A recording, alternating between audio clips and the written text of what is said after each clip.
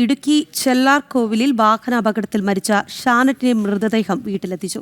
ഷാനറ്റിന്റെ അമ്മ ജിനു കുവൈത്തിൽ കുടുങ്ങിയതോടെയാണ് സംസ്കാരം മാറ്റിവെച്ചത്. വൈകിട്ട് 4-നാണ് സംസ്കാര ചടങ്ങുകൾ നടക്കുക. വിവരങ്ങളുമായി സുബിൻ തോമസ് ഉണ്ട്. സുബിൻ, ഏറെ ദിവസത്തെ അനിശ്ചിതങ്ങൾക്കൊടുവിലാണ് അമ്മ നാട്ടിലെത്തിയിരിക്കുന്നത്. എന്തൊക്കെയാണ് വിശദാംശങ്ങൾ?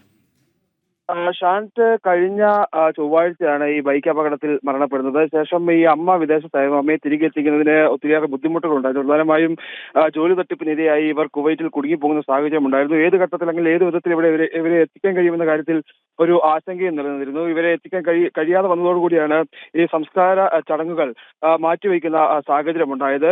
ഏതായാലും കേന്ദ്രമന്ത്രിമാരായ ജോർജ് കുര്യന്റെയും അതുപോലെ തന്നെ സുരേഷ് ഗോപി ഉൾപ്പെടെയുള്ളവരുടെയും മറ്റ് ഇടുക്കി എം പി ഉൾപ്പെടെയുള്ള ആളുകളുടെ ഒരു ഇടപെടലിനെ തുടർന്നാണ് ഈ ഒരു ഷാനറ്റിന്റെ മാതാവ് ജിനുവിന്റെ നാട്ടിലേക്കുള്ള വരവ് അത് വേഗത്തിലാക്കിയത്. നിലവിൽ ഇന്നലെ ഉച്ചതിരിഞ്ഞ് അവർ കേരളത്തിലെത്തി. ഇതിനുശേഷം വൈകുന്നേരത്തോടു കൂടിയാണ് വീട്ടിലെത്തിയത്. ഇന്ന് രാവിലെ 10 മണിയോടുകൂടിയാണ് ഷാനറ്റിന്റെ മൃതദേഹം വീട്ടിലെത്തിച്ചത്.